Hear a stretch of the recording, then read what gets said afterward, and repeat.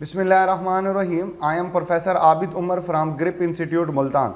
देखो बेटा, आज हमारा बायोमॉलिक्यूल का जो यूनिट है वो हम उसको मुकम्मल करने जा रहे हैं। उसका लास्ट पार्ट हमारा रह गया था एंजाइम्स, जो कि आज हम शुरू करने लगे हैं। चलें, देखो बेटा, एंजाइम्स क्या होते हैं। आप जानते हो कि एंजाइम्स एक बायोलॉजिकल एक्टिव प्रोटीन होते हैं। ये एक प्रोटीन होती है, ये असल में ग्लोबुलर प्रोटीन होती है। कौन सी प्रोटीन होती है? ग्लोबुलर। आपको याद होगा, मैंने इसको टर्शरी की एग्जांपल के अंदर जो है वो लिखा था। इसका काम होता है किसी भी केमिकल रिएक्शन को स्पीड अप करना, किसी भी केमिकल रिएक्शन को स्पीड अप करना विदाउट बीइंग यूज्ड, कि ये उसके अंदर इस्तेमाल भी नहीं होती। देखें, मैं आपको बता देता हूँ, जो रिएक्टेंट जिसके ऊपर एंजाइम वर्क करता है, रिएक्टेंट जिसके ऊपर एंजाइम वर्क करता है उसको सबस्ट्रेट कहा जाता है। क्या कहेंगे? सबस्ट्रेट। और उसको एस से जाहिर किया जाता है। देखिए, मैं लिखता हूँ S plus E, E stand for enzyme. इनका एक कॉम्प्लेक्स बनेगा, this will call enzyme substrate complex.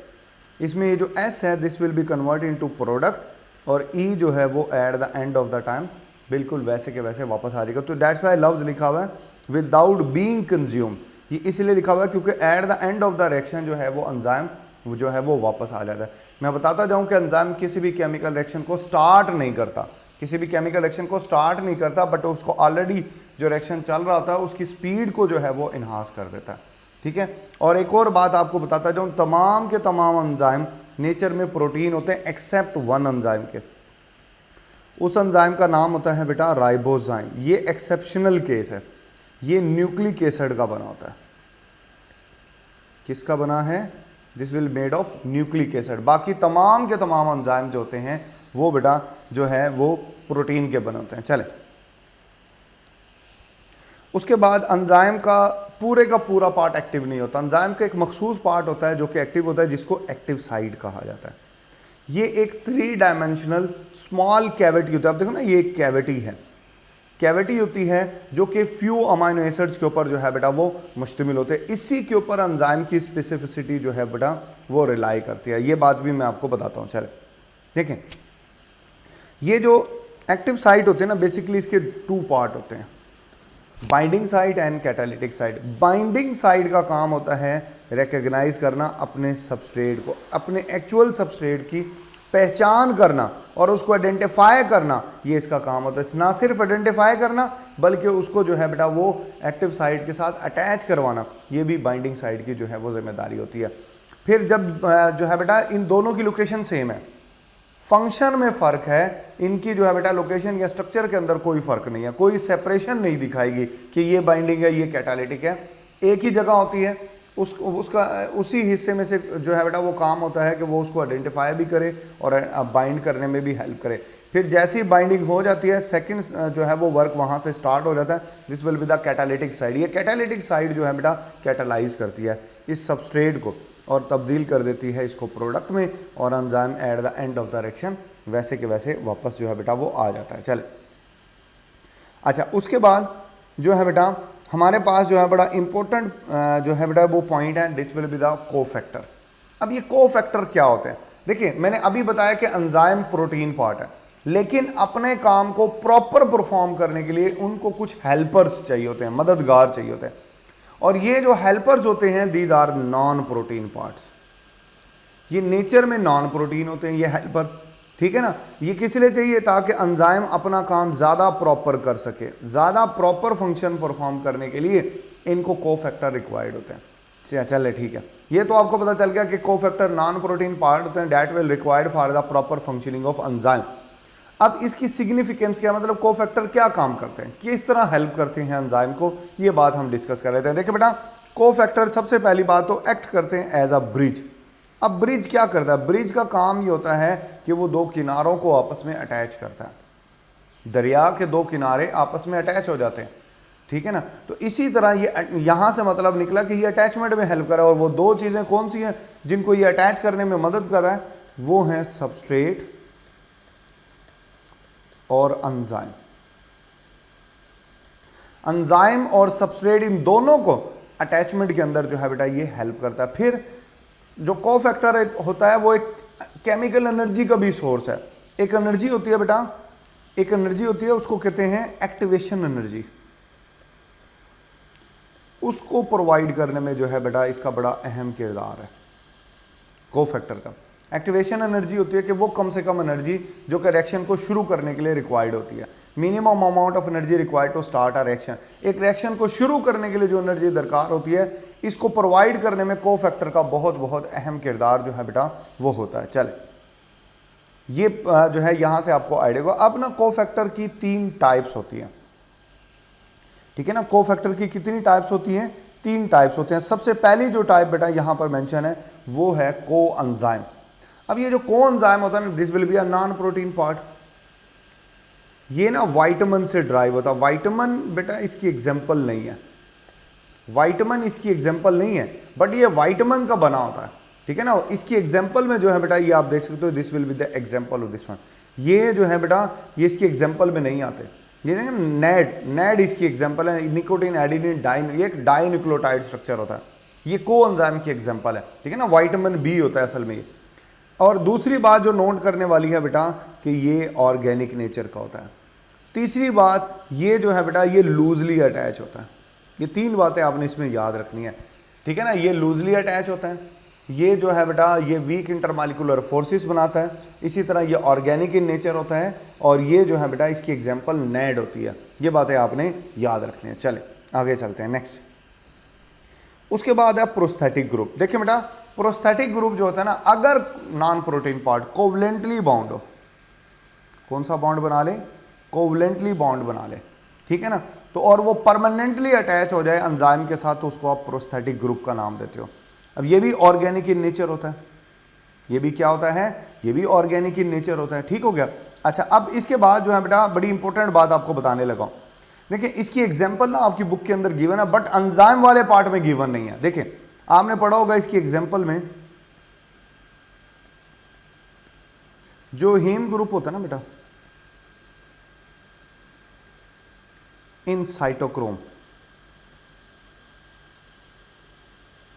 Haem जो ग्रुप होता है, ये हीम ग्रुप जो है बेटा ये प्रोस्थेटिक ग्रुप की एग्जांपल है। अब साइटोक्रोम एंजाइम होते हैं जो ऑक्सीडेशन रिडक्शन करते हैं इलेक्ट्रॉन ट्रांसपोर्ट चेन के अंदर, ये उनका पार्ट होता है हीम ग्रुप, और ये एक्ट करता है एज अ प्रोस्थेटिक ग्रुप। ये एक्ट करता है एज अ प्रोस्थेटिक ग्रुप, और ये जो है बेटा वो इलेक्ट्रॉन ट्रांसपोर्ट चैप्टर नंबर 11 में ये एग्जांपल भी बेटा मेंशन है, ये आपने याद रखनी है। चले उसके बाद जो है बेटा एक और चीज़ जो है मुझे आपको शेयर करनी है, वो क्या है? चले वो भी मैं बताता हूँ आपको। देखें उसमें एक जो है एक देखें एक और इसमें होती है जो तीसरी टाइप होती है, उसको कहते हैं एक्टिवेटर। उसको क्या कहते हैं? एक्टिवेटर। अब एक्टिवेटर में पहली बात ये डी अटैचेबल होता है। डिटैचेबल, डिटैचेबल का मतलब होता है कि जब जरूरत होगी ये अटैच हो जाएगा, जब जरूरत नहीं होगी ये रिमूव हो जाएगा। अब दोनों आपने कोएंजाइम और प्रोस्थेटिक ग्रुप पढ़ा, ये दोनों ऑर्गेनिक नेचर थे, जबकि ये जो होता है ना ये इनऑर्गेनिक इन नेचर होता है, ये इनऑर्गेनिक होता है, ठीक है ना। या इसके अलावा तीसरी बात जो नोट करने वाली है, ये डाइवेलेंट होता है। डाइवेलेंट मेटल आइन होती है कोई, ये तीसरी बात नोट करने वाली है। चौथी बात में इसकी एग्जांपल है, जैसे आ जाता है जिंक आ जाता है, जैसे मैग्नीशियम आ जाता है, ठीक है ना। ये मेटल्स आएंगे जैसे कॉपर आ जाएगा, ये इसकी एग्जांपल्स में आते हैं डाइवेलेंट मेटल के। अच्छा, अब ये एक्टिवेटर्स की एग्जांपल है। मसलन एक जो है वो मैं आपको एग्जांपल दे देता हूँ, डीएनए पॉलीमरेज। डीएनए पॉलीमरेज जब तक मैग्नीशियम आयन से अटैच नहीं होता, जब तक मैग्नीशियम आयन से अटैच वो एक्टिव ही नहीं होता, ये इसका एक्टिवेटर है।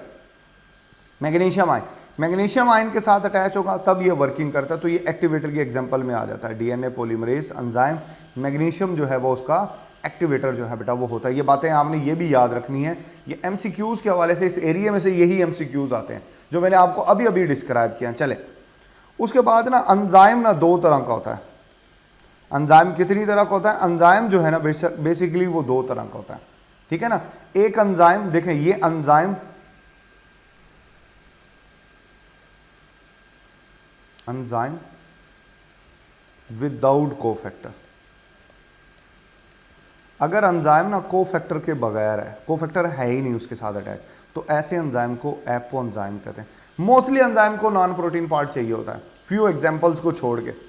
तो अगर वो कोफैक्टर के बगैर एंजाइम है तो वो एपो है, और मोस्टली ये इनएक्टिव होता है, कि जब तक इसको इसका एक्टिवेटर नहीं मिल जाता, जब तक इसको इसका कोफैक्टर नहीं मिल जाता, चाहे वो कोएंजाइम हो चाहे वो प्रोस्थेटिक ग्रुप हो। ये देखें ना, ये लिखा हुआ है कोफैक्टर, तो ये कोएंजाइम है, ये इसके साथ अब देखें ये अटैच हो गया। अब ये कॉम्प्लेक्स बन गया एंजाइम, एंजाइम प्लस कोफैक्टर, ठीक है ना।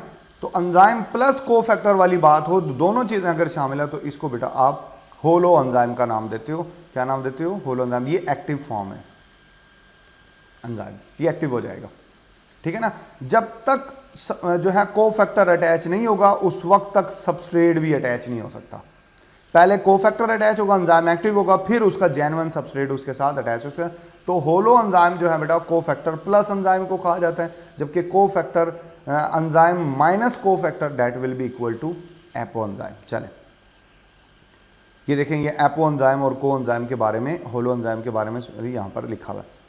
उसके बाद है बेटे अकरेंस ऑफ एंजाइम। इसका मुराद होता है कि एंजाइम कहाँ पर मौजूद होगा, कहाँ ये पाया जाएगा।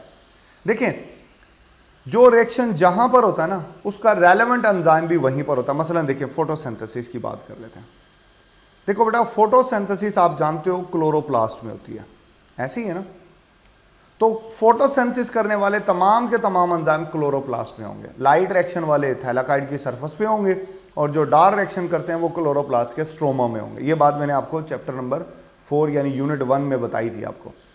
इसी तरह जो सेलुलर रेस्पिरेशन करने वाले एंजाइम हैं वो सारे के सारे माइटोकॉन्ड्रिया के अंदर पाए जाते हैं। से एक और रिएक्शन है ग्लाइकोलाइसिस। आप ये जानते हैं कि ग्लाइकोलाइसिस साइटोसोल में होती है। तो ग्लाइकोलाइसिस करने वाले सारे के सारे एंजाइम कहाँ मौजूद होंगे? साइटोसोल में होंगे। ये अकरेंस है, यहाँ से भी एमसीक्यूज जो है बेटा वो आ जाता है। उसके बाद है करेक्टरिस्टिक्स ऑफ एंजाइम्स। देखो बेटा, करेक्टरिस्टिक्स ऑफ एंजाइम की अगर आप बात करें ना तो ये एक 3 डायमेंशनल ग्लोबुलर प्रोटीन होती है।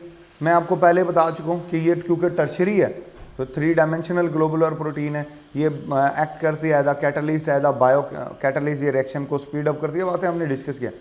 यहाँ पर एक बड़ा ही इंपॉर्टेंट पॉइंट लिखा हुआ है कि they are specific in nature. इससे क्या मुराद है? स्पेसिफिक है ये अपने एक्शन में। और यहाँ पर एक एग्जांपल लिखी हुई है कि जनाब जैसे कि सेलुलोज सिर्फ सेलुलोज को डाइजेस्ट करता है, ठीक है ना। मतलब अब जो है बेटा जैसे डायास्टेज सिर्फ स्टार्च को कैटलाइज करेगा, सेलुलोज सिर्फ सेलुलोज को डाइजेस्ट करेगा, किसी और को नहीं करेगा। This will show the specific nature. अब ये स्पेसिफिसिटी किस चीज़ के ऊपर होती है? बड़ा इंपॉर्टेंट कॉन्सेप्ट है, मैं आपको बताता हूँ। देखो, स्पेसिफिसिटी आपके चैप्टर के अकॉर्डिंग बेसिकली 2 चीज़ों के ऊपर रिलाई करती है। Number 1 shape of active site, number 2 shape हो गई। शेप देखें, शेप कैसे? आप देखें, फर्ज कर लें ये एक एंजाइम है, जस्ट फॉर एग्जांपल ये एक एंजाइम है। एक सबस्ट्रेट ये है और एक जो सबस्ट्रेट है बेटा वो ये है। डेफिनेट सी बात है, दिखने से पता चल रहा है कि शेप वाइज ये इसका सबस्ट्रेट है, ये इसका सबस्ट्रेट नहीं है। तो शेप ऑफ एक्टिव साइट के ऊपर डिसाइड होता है कि आया उसका सबस्ट्रेट कौन सा होगा।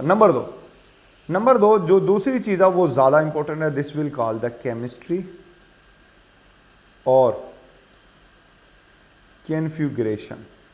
अब ये क्या होती है? देखिए, फर्ज कर लें जनाब ये एक एंजाइम है, जस्ट फॉर एग्जांपल ये एक एंजाइम है, ठीक हो गया। अच्छा, अब जो है बेटा इसमें ये 2 सबस्ट्रेट है। अब इसका कौन सा सबस्ट्रेट है ये हमने फैसला करना है। चले देखें, यहां पर चार्ज है ये वाला, ठीक हो गया, और इसके ऊपर भी चार्ज यही है।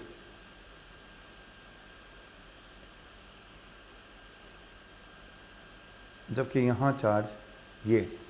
तो यहां पर कुछ अमाइनो एसिड होते हैं जिसकी वजह से इसको चार्ज बेरिंग कैविटी कहा जाता है। जो एक्टिव साइट होती है ना, इसको चार्ज बेरिंग एक्टिविटी के एक मखसूस चार्ज इसके ऊपर जो है बेटा वो पाया जाता है उन अमाइनो एसिड्स की वजह से। अब देखें, ये 2 तरह के सबस्ट्रेट हैं।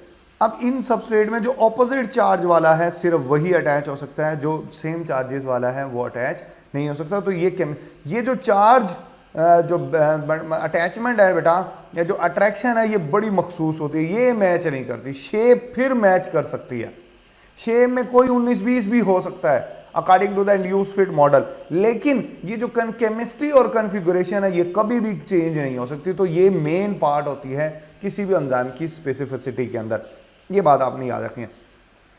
फिर यहाँ ये जो सेलुलोज और सेलुलेज वाला बात लिखो ना, यहाँ पे भी मैं आपको एक बात बताता हूँ, कुछ एंजाइम्स सबस्ट्रेट लेवल के होते हैं, मतलब उनका एक ही मतलब वो स्पेसिफिक, जैसे सेलुलेज है ये सिर्फ सेलुलोज के ऊपर काम करता है। अब जैसे मैं कुछ एंजाइम की एग्जांपल देता हूँ जो सबस्ट्रेट लेवल के नहीं होते, वो जर्नल वर्क करते हैं। मसलन जैसे फर्ज कर ले हम बात कर लेते हैं पेप्सिन की। पेप्सिन ना प्रोटीन को डाइजेस्ट करता है, वो प्रोटीन बहुत सारी किस्म की होती है, बहुत सारी किस्म की प्रोटीन को ये डाइजेस्ट कर देगा, ये जर्नल है, ये सबस्ट्रेट स्पेसिफिक नहीं है। जबकि सेलुलेज कार्बोहाइड्रेट में सबस्ट्रेट स्पेसिफिक है। अब जैसे इसी तरह मैं बात कर लूँ अमाइलेज की, अमाइलेज स्टार्च को भी कर देता है, ग्लाइकोजन को भी कर देता है, ये सब वो कार्बोहाइड्रेट डाइजेस्टिंग एंजाइम है, ठीक है ना। जर्नल इसके लिए लफ्ज इस्तेमाल होता है कार्बोहाइड्रेट, वो सबस्ट्रेट स्पेसिफिक नहीं है, ये सेलुलेज सबस्ट्रेट स्पेसिफिक है। मेरा ख्याल है मेरी बात आपको समझ आ गई होगी, यहाँ से भी एक आध बार MCQs बनाया गया है। चलें, इसके बाद ये मैं बता चुका हूँ ये स्पेसिफिक होंगे टेम्परेचर, और ये बातें आगे चल के हम डिस्कस करेंगे। चलें, एक्टिवेशन एनर्जी के बारे में मैंने आपको बताया कि वो कम से कम एनर्जी, ये है ना, ये एनर्जी जो होती है this will required to start a chemical reaction, ये, लेकिन ये एनर्जी ज़्यादा है। अगर आप एंजाइम इसके अंदर डाल दो तो एंजाइम एक्टिवेशन एनर्जी को कम कर देते हैं। जो रिएक्शन पहले इतनी एनर्जी इस्तेमाल करके रिएक्टेंट से प्रोडक्ट के अंदर बदल रहा था, अब वो इतनी एनर्जी से बदल जाएगा, यानी अब उसको कम एनर्जी चाहिए, रिएक्शन होने के चांसेस जो हैं वो कम हो जाते हैं। एंजाइम्स एक्टिवेशन एनर्जी को लोअर करते हैं, देखें ना, कम कर दी, इतनी कम कर दी है, ये आप देखो इतना फर्क पड़ गया इसमें, ठीक हो गया। अच्छा, ये भी एक दफ़ा आ जाता कि ये एंडोथर्मिक है, देखो रिएक्टेंट की एनर्जी ज़्यादा है इसलिए वो ऊपर है, और प्रोडक्ट अगर नीचे है, इसका क्या मतलब है कि ये एक एक्सोथर्मिक रिएक्शन था, रिएक्टेंट ने हीट को रिलीज़ किया तो वो नीचे आए हैं, ठीक है ना। हीट को जो रिलीज़ करते हैं वो एक्सोथर्मिक, अगर प्रोडक्ट ऊपर होता रिएक्टेंट नीचे होते तो इसका मतलब ये एक एंडोथर्मिक रिएक्शन होता, ठीक है ना। चल, फिर पेप्सिन और पेप्सिनोजिन में क्या फ़र्क होता है, ये लिखा हुआ ना, पेप्सिनोजिन और पेप्सिन, ये एक प्रोटीन डाइजेस्टिंग एंजाइम होता है। ये कौन सा एंजाइम होता है, एक प्रोटीन को हजम करने वाला एंजाइम होता है, क्योंकि हमारा स्टमक भी प्रोटीन का बना है कि कहीं हमारे स्टमक की वॉल को डाइजेस्ट ना कर दे, तो इस वजह से बचने के लिए ये इनएक्टिव फॉर्म में प्रोड्यूस किया जाता है। जब प्रोटीन वाली डाइट आ जाएगी तो क्या होगा कि मैदे में एसिड पैदा होगा, वो इसको एक्टिव फॉर्म में बदल देगा। कौन इसको एक्टिव फॉर्म में बदलेगा, HCl जो है बेटा वो पेप्सिनोजिन को पेप्सिन में जो है वो कन्वर्ट कर देता है। बहुत सारे एंजाइम साइटोप्लाज्म में फ्लॉट करते हैं, ज़्यादातर एंजाइम जो है बेटा वो मेम्ब्रेन के साथ अटैच होते हैं, सेल मेम्ब्रेन के साथ या ऑर्गेनेली की मेम्ब्रेन के साथ इनकी अटैचमेंट हो जाती है। चले, उसके बाद बेटा अगला हमारा क्वेश्चन है फीडबैक इनहिबिशन। फीडबैक क्या होता है, देखो मैंने पहले भी बताया था कि फीडबैक जो है बेटा the type of reaction in which product itself control its production, कि प्रोडक्ट अपने आप को खुद कंट्रोल कर रहा है। अब कैसे कंट्रोल कर, देखिए इसमें A B बना रहा है, B C बना रहा है, C D बना रहा है। A को B बनाने में एंजाइम 1 काम कर रहा है, B को C में 2 और C को D में 3 एंजाइम काम कर रहा है। अब ये प्रोडक्ट D बनता जा रहा है।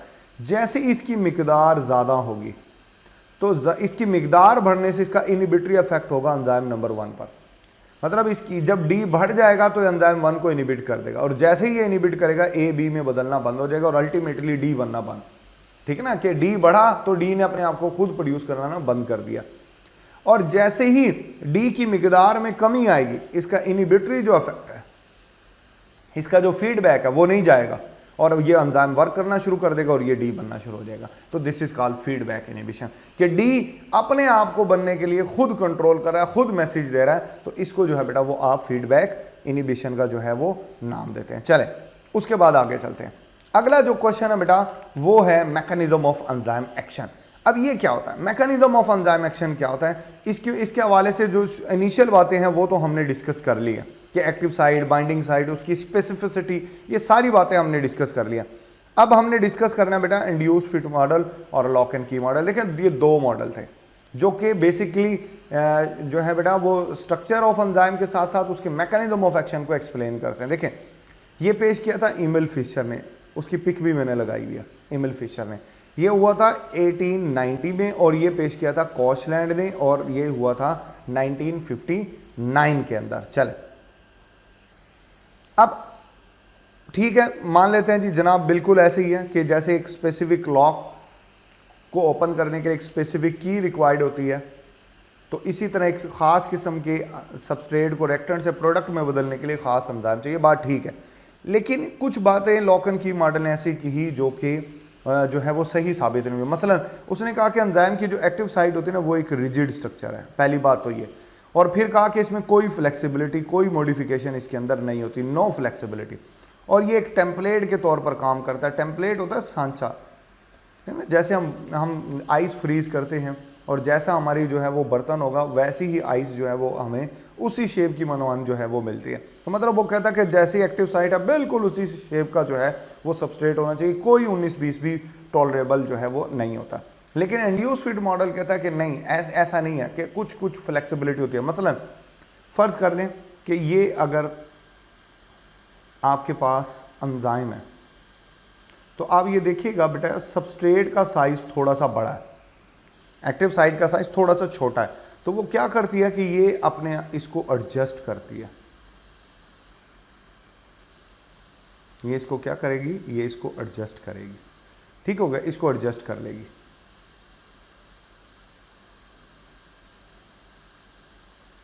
इसको एडजस्ट कर लेगी।